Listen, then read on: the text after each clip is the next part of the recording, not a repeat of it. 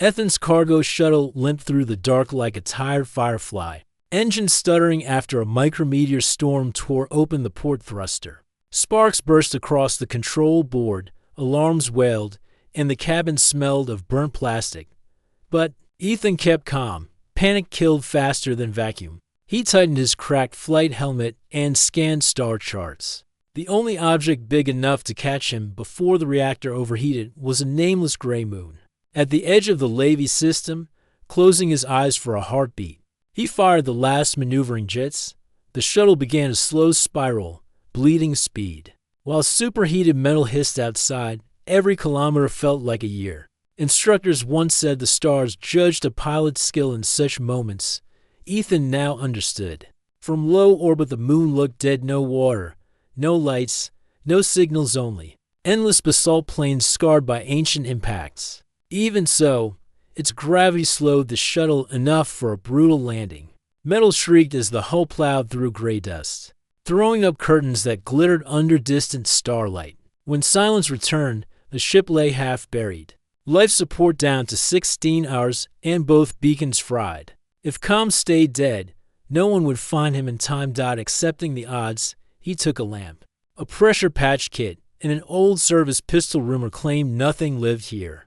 But rumor often lied. Stepping onto the barren surface, he tasted copper. Inside his suit, nerves, the sky was black velvet sprinkled with cold stars. Jagged pillars rose ahead, worn like broken monoliths. Ancient ruins sometimes hid power nodes, so he followed a cracked stone path downhill. Canyon walls carried curling script unlike any language he knew. Each step sent echoes into the dark. After an hour, the path ended at a doorway of mirror-smooth, metal set in rock. One panel hung ajar, leaving a seam just wide enough for a human. Ethan slipped through and found a tunnel lit by faint blue strips that pulsed like slow heartbeats. Recycled air, still warm, brushed his face, deeper inside. A vast hall opened, ribs of alloy arching overhead like a fossilized titan. At the center hovered a transparent capsule the height of 2 men. Inside floated a woman's silver blue skin, long white hair drifting like smoke. Slender shackles pinned her wrists and ankles. A red sensor blinked above cracked glass. Ethan's lamp crossed her face. Her eyelids twitched, and violet eyes snapped open, bright with fear and plea. A translator patch on the capsule crackled. "Please," she whispered. "The chains drain me. Release me." His shuttle was dying, and so was she. Mercy tipped the balance. He studied the control panel, alien symbols in concentric rings. Trusting instinct, he pried off a cover and crossed to copper contacts with his multi-tool. Sparks flew. The red sensor blinked green. Clamps retracted. Fluid spilled.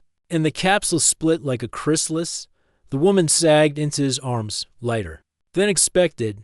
Bones like hollow carbon. She shivered in the stale air. Ethan offered a protein bar. She shook her head. "I drink starlight," she said. He lifted his helmet floodlamp, bathing her in white beams. Faint color returned to her cheeks, and small fangs, elegant, not threatening, slid back behind her lips. "I am sorry," she whispered. "My people, the Noctur, feed on light, not blood. Pirates sold me to collectors who feared us and locked me here." Ethan clipped the metal collar from her throat. Her expression mixed relief and wonder. "Why help me?" she asked. "Because no one deserves to die alone," he answered. His wrist gauge showed 13 hours of air left. Time to move. They retraced the tunnel quickly. At the surface, dawn's weak glow from a distant red dwarf skimmed the horizon. Suri faced it, eyes closed, and drank the rays. Her skin glowed like frost catching fire. Back at the shuttle, Ethan displayed the dead reactor. Suri placed a hand on the cold core. Light flowed through her palm, and panels hummed to life. "Gift of my people," she murmured. "We were living batteries." With power restored, he fired off a short distress ping, then spotted the shredded thruster. Single-engine flight was suicide. Suri shaped a sphere of pale energy, pressed it into cracked plating, and metal knit together like healing bone. Consoles flashed ready. Impossible was becoming normal. They launch, clearing the moon's gravity while dust spiraled below. Suri pointed toward a nearby asteroid dock where smugglers sold fuel and parts during the quiet cruise she watched. Stars slipped by. I owe you, she said softly. One day I will return with a gift worthy of your kindness. At the hidden station, Suri vanished into neon corridors before Coalition patrols arrived in answer to his beacon. Officers dismissed Ethan's tale as oxygen-starved hallucination and impounded his battered shuttle. He hitched a ride home, on a tramp freighter, nursing a torn suit and a fresh scar on his shoulder, but also carrying the memory of violet eyes. Glowing with gratitude, years rolled on. Ethan became a salvage captain, patching derelicts and hunting forgotten tech. Some nights, while drifting between cold wrecks, he looked toward any red dwarf on his charts and remembered the warmth that flowed from an alien's hand, and the impossible promise she made beneath a silent field of stars. Parts of 5 years later, Ethan sat at the helm of his rust-scarred salvage ship, the Starlight Hawk. As it drifted through a field of broken hulls, life in the outer belt was quiet, dull, and full of small dangers. He patched broken wiring, bartered trinkets for spare parts, and read old reports for forgotten wrecks. Claire, his tech expert, tinkered with the navigation array. Oliver, the medic, patched shields and checked air filters. Bryce, the newest gunner, kept watch for pirates.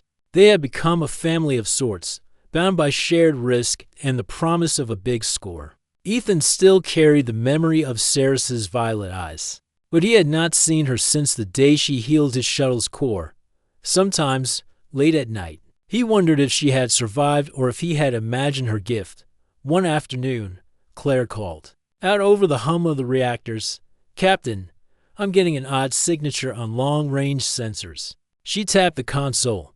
It's not a wreck, not a ship, but something active and well hidden. Ethan leaned forward. He scanned the feed.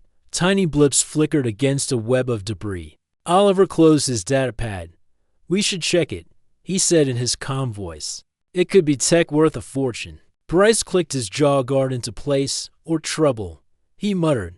Ethan weighed the risk. Salvage paid poorly and danger paid dearly, but curiosity and a hunch pushed him on. He thumped his fist on the console. "Set course," he ordered. "Let's see what's out there." As the Hawk drew closer, the strange signature resolved into a sleek hull buried amid a shattered freighter. Its surface was smooth and dark, with no markings. No thrusters or antennae showed. It was like a shadow that should not be there. Claire frowned. "This tech is beyond anything I've seen. Stealth field is perfect." Bryce read his scanners. No life signs, no heat, nothing. Ethan felt a chill. It might not want to be found. He killed the engines. The ship slid to rest among ruin. They waited in silence. Then, without warning, the alien craft powered up. A low hum rose. Grappling clamps latched onto the Hawk's hull. The salvage ship rocked. Borders. Bryce growled. He grabbed his rail pistol. Ethan stood. "We hold position." Claire, reroute power to the shields. Oliver, get ready to treat wounds. But when the airlock hissed open, no soldiers marched in. Instead, a pale woman stepped through the gap. Glowing faintly under dim lights, her skin was the same silver blue tone he remembered. Long white hair fell past her shoulders. Violet eyes met Ethan's. She wore a simple robe of dark fabric, and her feet made no sound on the metal deck. Behind her, the alien ship's interior looked empty. Only she had come. "Ethan," she said, her voice soft as starlight. "I have come home." Ethan's heart thumped. He had not heard her voice in years, yet it sounded as clear as day. Claire's hand hovered over her console. Oliver placed a steadying hand on Ethan's shoulder. Bryce trained his pistol on the woman. She raised a single finger, and the gun barrel clicked back. "I seek no harm," she said. Her lips curved in a fragile smile. "I come with a gift. Please, believe in me." Ethan swallowed. "Suri," he whispered. She nodded and uncovered a small casket made of black metal. Engraved lines shimmered with starlight. "This is for you," she said. "The core of dawn. A gift from my people." Before Ethan could reach for it, a crackling voice boomed through the Hawk's speakers. "Identify yourselves, Helios." Authority cruiser hailed. This is the coalition ship Aurora. You carry a dangerous fugitive. Surrender immediately. Ethan glanced at Suri. Panic flickered in his chest. She looked calm. Eyes fixed on the sealed box. They know of me, she said. And of the Dawn Corps. Claire tapped her console. They want you, Captain, in that box. Oliver's voice was quiet but firm. We should run. Bryce squeezed the stock of his pistol. If we stay, they will tear us apart. Ethan stood straight, blood pumping. He had rescued Suri once, and she had saved his life. Now she had kept her promise. He would not betray her. Power to engines, he ordered. Release the clamps. Sparks flew as Claire rerouted circuits. The Hawk trembled free. The docking clamps opened in quick succession. Oliver jammed a medbot pod into the corridor behind Suri to slow pursuit. Bryce fired a warning shot down the corridor. The echo rattled their bones. Move, Ethan said. Seris stepped back into the Hawk's common deck. Ethan followed, closing the bulkhead behind them. She touched his arm with fingers cool as night. Thank you, she whispered. The Dawn Corps must reach those in need. Ethan nodded. The Aurora cruiser loomed through the viewport, weapons array primed. His crew braced themselves. Oliver checked his medkit. Claire plotted an escape vector through an unstable asteroid. Field. Bryce counted bolts in the gunnery rail. Ethan gripped the helm. He steeled his nerves. Engage. He pressed forward. The Hawk shuddered as it leaped away from the derelict. Behind them, the Aurora opened fire, beams ripping through shattered wreckage. The Hawk's shields flared red, then held. Suri watched the light, her violet eyes steady. Ethan glimpsed a calm resolve in her face. She had survived centuries of darkness. He could survive this chase. With a roar, the Hawk pitched down toward a twisting cluster of asteroids. They dove into the field. Lasers cutting rock into dust. Exploding fragments lit their path. In the cockpit, Claire guided the ship between spinning craters. Oliver monitored. The core's energy, it pulsed softly in the box. Bryce manned the rear guns, firing at pursuing drones. Meteoroids slammed past the shields. Metal groaned. Ethan's hands ached as he fought gravity turns. Suri stood behind him, silent but present, as if her energy fed the ship itself. The Aurora's beams faded behind rubble, but new ships emerged. On the sensors, Helios forces were relentless. Ethan pressed a button on the console. A distress ping went out on an ancient frequency. It was a hail for friends and pirates both. Maybe someone would hear. Maybe someone would help. As the Hawk twisted, glowed, and dove deeper into the belt, the crew held tight. Somewhere ahead lay safety, and beyond that, a future shaped by gift older than suns. Ethan's voice held firm. Hold on, everyone. The real journey begins now. Part 3. After twisting through the asteroid graveyard, the Starlight Hawk glided into a quiet sector of empty space. Ethan leaned forward in his seat and checked the tachometers. Shields still flickered from the last collision. Claire sat at the nav console and plotted an uncharted route. Oliver stood nearby with a med scanner aimed at the sealed casket. Bryce waited by the rear hatch, eyes on the external cameras. Suri hovered in the corridor glow, her skin faintly bright under emergency lights. For a moment, none spoke. Then, the Dawn Corps pulsed softly. Its light filled the cabin in gentle waves. Ethan swallowed and finally broke the silence. We need a plan, he said. Claire tapped several icons and brought up stern warnings. Helios Command will swarm us, she said. We can't outrun that many drones on full burn. Oliver folded his arms. We need allies, he said. Someone who can shield us from their scans. Bryce crossed his arms. And someone who can fight beside us, he added. Suri drifted to the cockpit doorway. Allies live on Remora, she said. An old research station orbiting a red dwarf. Its people study dying suns. They will help. Ethan studied the map on the holoscreen. The Remora station lay off most charts. It would be a dark detour, but it was their best hope. As the Hawk dropped toward the red dwarf's gravity well, Suri explained the Dawn Corps' origin. My people mined stars for light, she said. When a sun died, we trapped its last spark in a crystal heart. These cores can rekindle a dying star or seed a new one. Only the Free Guardian may command it. She held the small black casket in both hands. Its lines shifted like living veins. Oliver leaned closer, voice low. So this thing can save worlds, Suri nodded. And destroy them if misused, she added. Ethan's heart thumped. He remembered her words. She would repay his kindness. Now her gift held power beyond his dreams. Claire spoke next. We must teach a team to use it safely. If Helios captures it, they will try to weaponize it. Bryce tapped his pistol stock. And that is war. Oliver knelt beside the casket, running scans. Energy levels are stable, but huge. We risk overload. Suri placed a hand on the box, and its glow softened. It listens to me, she said. But I need time to link its code to your crew. Ethan nodded. We go to Remora. We let them study it. Then we decide. Claire set a waypoint course. Late in 10. Prepare for drop. They braced as gravity tugged out within an hour. The Hawk appeared above Remora's thin ring of debris. Spindly towers and domes lay half in shadow. Steady vessels drifted like dead birds. Sensors showed life signs. In several modules, Helios drones were absent, at least for now. Ethan keyed the comm line. Remora Research Station. This is Captain Ethan Bruce of the Starlight Hawk. We bring an object you must see. Static hissed. Then a calm voice replied. We will receive you on airlock 3. Docking permission granted. Ethan exhaled. Thank you. Below, station lights flickered on dot as the Hawk locked its clamps. Suri guided them through deserted corridors. Lights hummed above consoles covered in star charts. Remora scientists in pale uniforms waited at a central lab. They backed away at first glance of the Dawn Corps.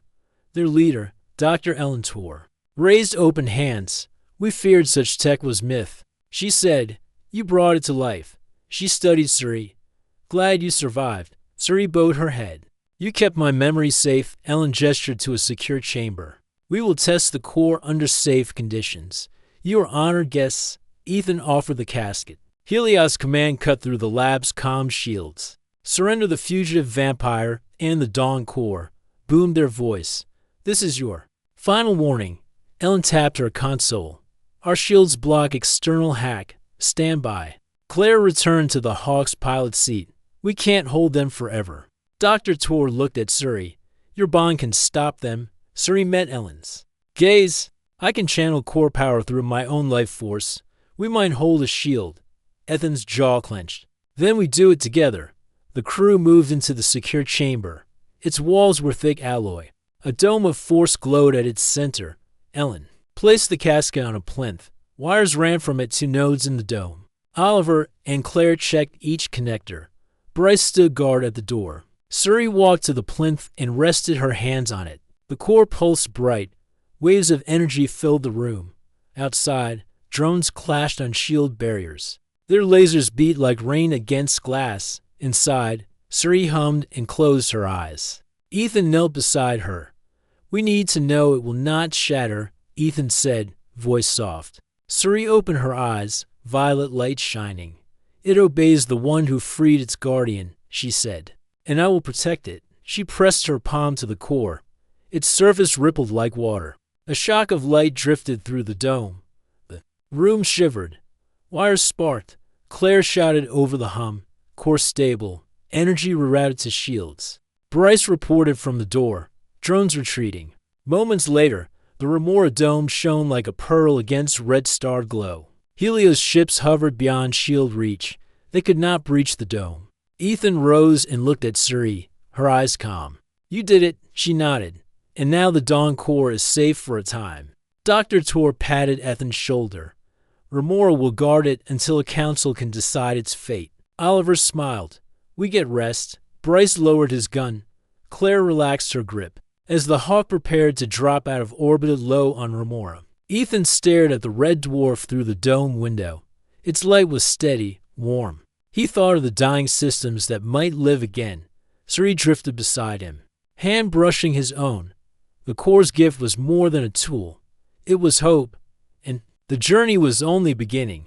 Part for the Starlight Hawk slipped away from Remora's station under a cloak of silent engines. Ethan stood at the rail, watching the red dwarf shrink behind them. The Dawn Core sat in its cradle, humming softly. Claire worked the pilot console, her fingers dancing over controls. Oliver checked medical kits and air filters. Bryce stood at the railgun, eyes sharp on the viewport. Suri floated in the corridor, her skin glowing faintly. They all carried the weight of millions depending on them.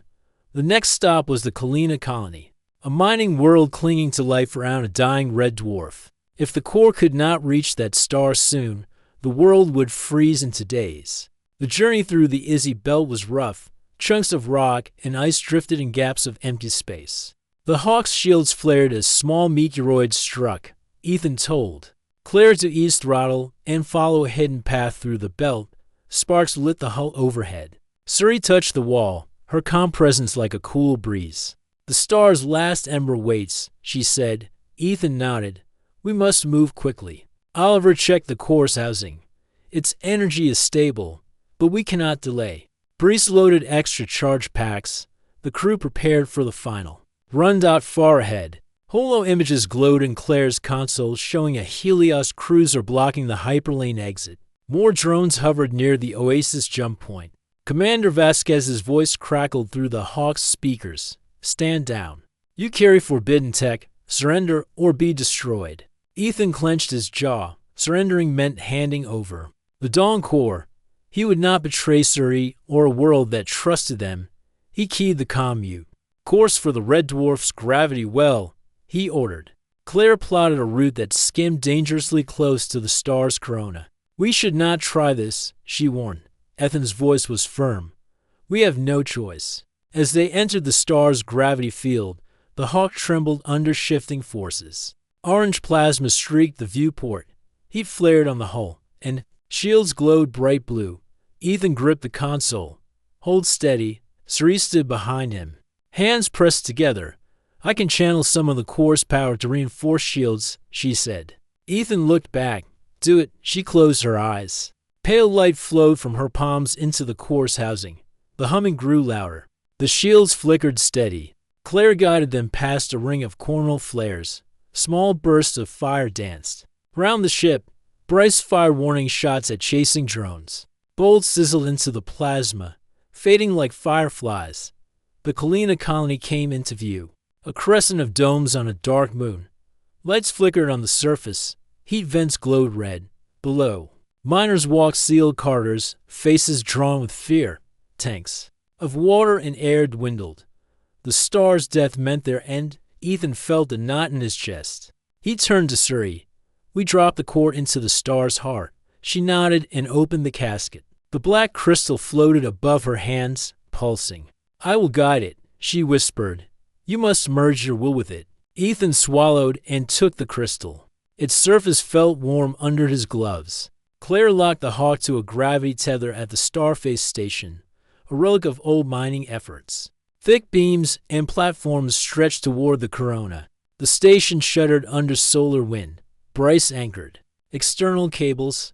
Oliver read vital signs in the cockpit. Hearts raced. Ethan donned a radiation suit and followed Bryce outside. Suri waited at the airlock with the open casket. She reached into the star's glow and brought back a pulse of light in her palm. Place it now, she called. Ethan stepped onto the platform. Superheated gas hissed around him. He felt the star's pull.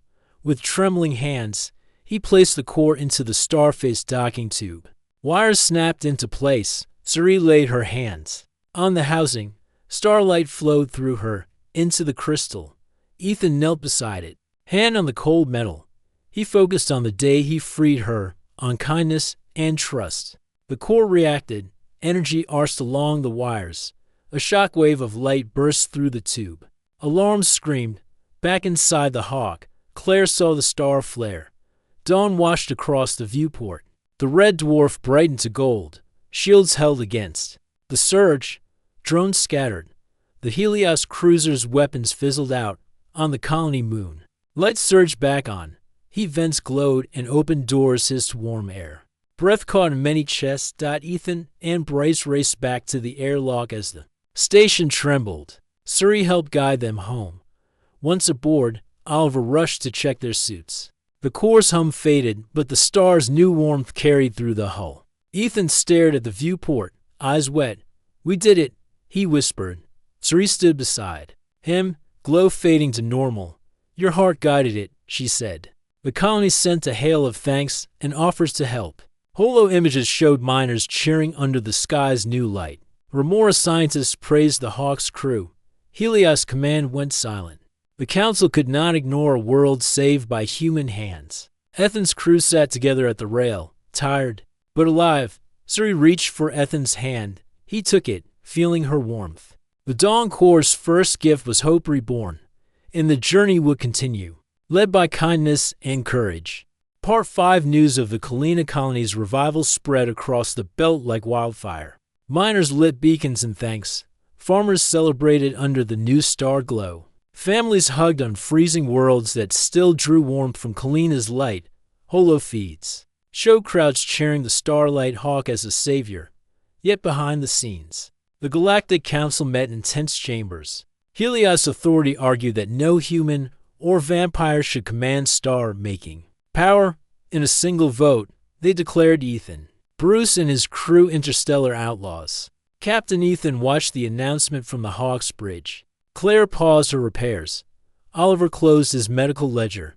Bryce leaned on the railgun. Suri hovered near the viewport, skin pale beneath distant suns. Ethan tapped the console. "They call us criminals," he said, "but we did what was right." Suri placed a hand on his shoulder. "They fear hope," she whispered. Ethan nodded.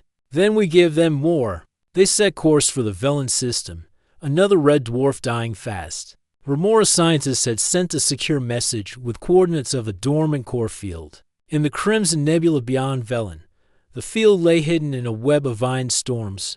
Only the Free Guardian's bond could light the path. Suri traced the route on the holoscreen. "We must move quietly," she said. "Helios will send hunters." Claire replied. "Stealth field is patched, but we need escorts." Bryce cracked his knuckles. "We can hire freelances. They'll fight for a share." Ethan agreed. Post. An open hail on the old smuggler channel. In 2 hours, a ragtag escort fleet gathered, 3 pirate cutters, a freighter full of miners, and a retired battle barge crewed by off-duty Marines. They answered not for pay, but for belief. Ethan and Suri shared the core story under flickering lights. "I freed her," Ethan said, "and she saved the world." Barge Commander Mala nodded. "Then we owe you a debt." Soon, the Armada formed behind the Hawk Dot as they neared the Crimson Nebula. Turbulence rolled across sensors. Holos displayed swirling reds and blacks. The escorts held formation. Laser pointers cut narrow channels through iron clouds. Suri stood on the deck with Ethan. "The core sleep here," she said. "But storms will tear us apart if we move too fast." Ethan gripped the rail. "We time our run." Claire guided from the cockpit. 3, 2, 1, go. They plunged into the nebula. Lightning of charged particles split the hull. Shields flared and held. Dread hung in every heart. Oliver ran med checks on the barge crew. Bryce fired tracer rounds that carved a path. The pirate cutters flanked the Hawk. After tense minutes, jagged masses emerged, crystalline spires floating in dark space. 8 dawn cores glowed dimly at their apex. Each crystal heart was locked in an ancient armature of black metal. Suri drifted toward the first spire. She reached out, and pale starlight flowed into her hands. The core pulsed to life. Its glow spread along the armature lines. She pressed her palm, and the crystal rose free. She carried it gracefully aboard the Hawk. Ethan watched as the spire dinned, then shimmered with new potential. Claire recorded readings. "All 8 are here," she said. "But we need time to bind them." Helios scanners blinked alive on the holoscreen. A blockade fleet approached at high speed. Command hailed, "Surrender the fugitive and cores. This is your final chance." Ethan stood tall. "Hold position," he ordered. Nova Fusillade roared as the escorts opened fire. Shields from the Hawk and barge flared in sync. The nebula storms cracked around them. Lasers danced across crystals, and hulls dot inside the Hawk's lab. Suri and Elentor worked to link each core to her energy code. Sparks flew. Panels hummed. Ethereal tendrils of light wrapped the crystals. Outside, the escorts fought ferociously. Bryce fired from the railgun. Pirates piloted their cutters with reckless skill. Marines launched missiles from the barge. The blockade faltered under the combined assault dot with a soft final ping. The 8 cores lit like stars reborn. Their glow filled the Hawk's lab. Suri held her arms wide. "We have them," she said. At that moment, the blockade ships powered down. Helmets rose on their decks. A single cruiser drifted within communication range. Its commander transmitted, "We withdraw. Relay your terms to Council." Ethan sent a secure link of holo images showing colonists celebrating under 5 suns reborn. He spoke into the feed. "This power saved millions, deny it to oppressors, and you doom billions. We will train responsible stewards, not hand over a weapon." The cruiser commander hesitated. "We will consider." He cut the feed. As the nebula cleared, the armada gathered around the Hawk. Miners and Marines cheered. Pirate crews patted Ethan on the back. Suri drifted among them. Radiant as dawn itself, Claire smiled and closed her console. Oliver toasted with med rations. Bryce gave a thumbs up. Ethan raised his hand. "To Hope," he said. They plotted a route to share the core secret with neutral worlds, farming clusters, research enclaves, and peaceful planets that might nurture the gift. Each system would form its own guardian team. Soon, dozens of vessels would carry cores to dying stars. The stolen councils and Helios pockets could not stop Hope when it moved through free folk. Suri stood with Ethan at the rail, gazing at the glowing crystals lined in the Hawk's hold. "You made this possible," she said. Ethan shook his head. "You repaid my kindness 1,000 times over." She touched his cheek gently. "Then we continued together." Below, the nebula's heart simmered with new light. The Starlight Hawk prepared to depart with its armada of allies. The galaxy would awaken to a new dawn, and the final test would come when they faced the Council itself, standing not as outlaws, but as champions of every world that dared to hope. Part 6. The Starlight Hawk and its armada drifted into orbit above Arion, the Council's moon fortress. Below, silver towers spiraled toward the sky like spires of light. Helios cruisers and council vessels formed a guard ring. Ethan braced himself at the helm as Suri hovered beside him. Her violet glow muted under the fortress lights.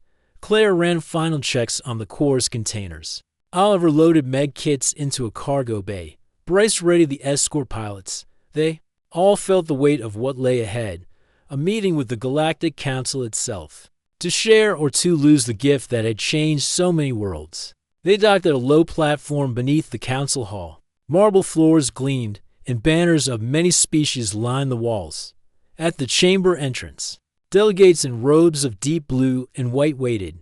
An Archon's voice echoed, "Present the Dawn Cores." Ethan stepped forward, carrying the first crystal on a simple tray. Behind him, Suri carried 7 more in silent reverence. The crowd hushed. Ethan placed the crystals on a circular dais that pulsed with embedded star maps. He stepped back as Suri approached and placed her hands on the dais dot with gentle focus. Suri let starlight flow through her palms into each core. The dais glowed until its rings shone like a newborn sun. Murmurs rose among the council. Delegates leaned forward, eyes bright. A core pulsed 3 times, then flared in soft golden light. A holographic projection of a dying star in the chamber flickered to life and brightened. The room filled with warmth. A delegate gasped, "It lives again." Ethan's heart pounded.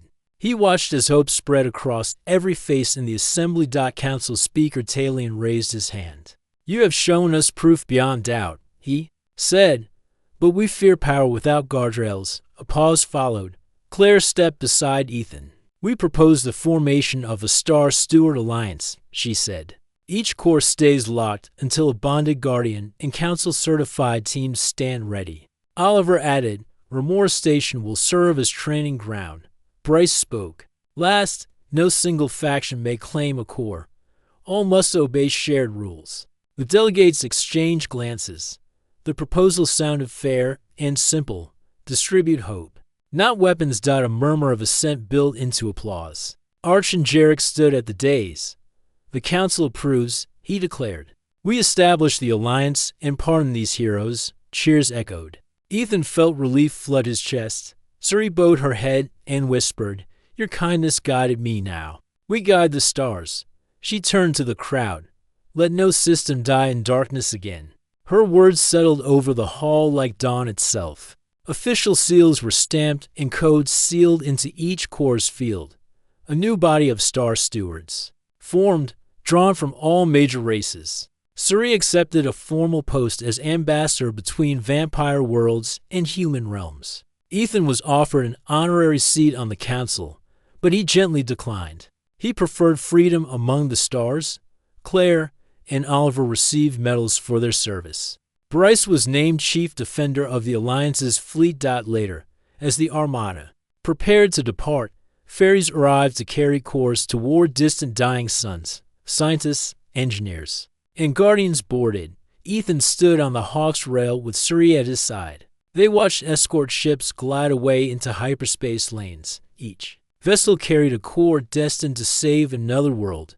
He felt pride swell in his chest. Simple kindness had sparked the galaxy-wide movement. As they undocked, Orion's towers gleamed like jewels in the star field. The Council's fleet saluted with synchronized light pulses. Ethan gripped the helm. "Ready for new horizons?" he asked. Suri smiled, her glow steady. "Always," she said. Claire chimed in over comms. Course set for a patrol of newly reborn systems. Oliver and Bryce gave thumbs up. The Starlight Hawk swept away from Arion, leaving behind hope, woven into every world it saved. Ethan and his crew settled into new roles: Voyagers, Guardians, and Storytellers of Light. The galaxy would remember them not as outlaws, but as bearers of dawn. Beyond their view, fresh stars burned bright, each one a promise made real. The journey would never truly end, for in every dark corner of space, kindness and courage would continue to shine.